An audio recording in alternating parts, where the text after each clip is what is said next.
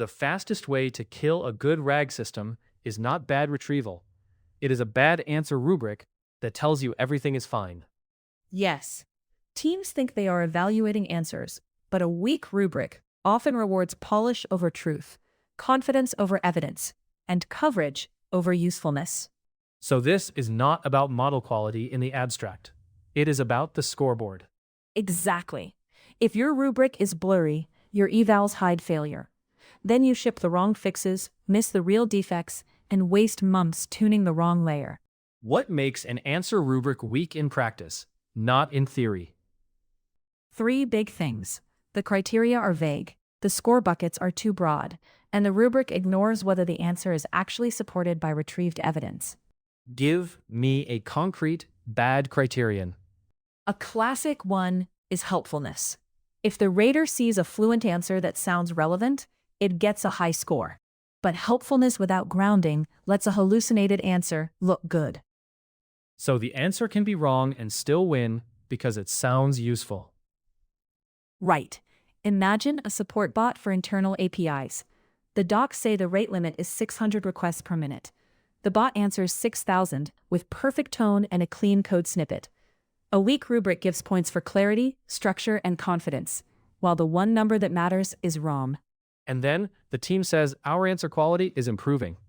Meanwhile, developers hit production limits, retries spike, and trust drops. The rubric hid the only defect users care about. That sounds like bad criteria hiding real answer problems. What kinds of problems get buried most often? Unsupported claims, partial answers, wrong prioritization, and failure to state uncertainty. Weak rubrics treat those as minor details instead of core defects. Partial answers are sneaky. They feel close enough. Exactly. Suppose a user asks, how do I rotate a service account key and update downstream jobs safely? The answer explains key rotation but skips the dependency update sequence. It sounds competent, yet in reality it creates downtime. If your rubric says mostly correct, that answer passes when it should fail. So a weak rubric collapses very different failures into one mushy judgment. Yes, and that is where overly broad scoring misleads teams. A 1 to 5 scale with labels like poor, fair, good, excellent sounds tidy, but it merges fatal errors with cosmetic issues. Walk me through the damage from broad scoring.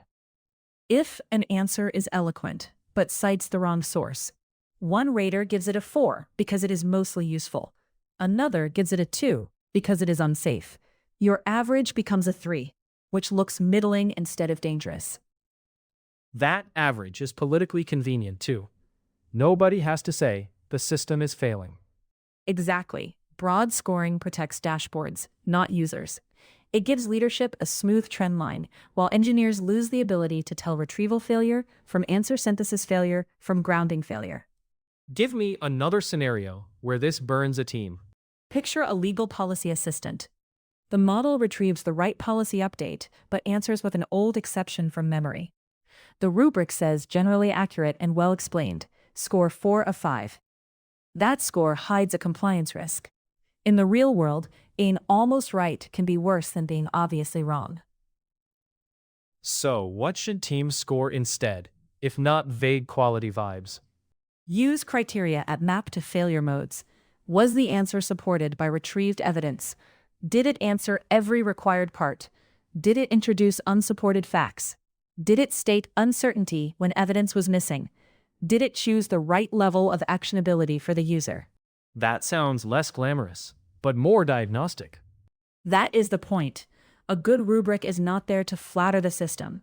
It is there to expose where the system breaks, so the team can decide whether to fix retrieval, chunking, prompts, citations, or refusal behavior. And if you do not separate those, the loudest team wins. Prompt people blame retrieval. Retrieval people blame the model. Nothing gets fixed. Yes, bad rubrics create fake consensus and bad incentives. Strong rubrics create accountability because they force you to name the defect instead of smoothing it into one score. So the real danger is not just inaccurate evaluation, it is strategic misdirection. Exactly. If your rubric cannot clearly detect unsupported, incomplete, or unsafe answers, it is not measuring quality. It is laundering risk. And in RAG, the rubric that feels easiest to run is often the one most likely to lie.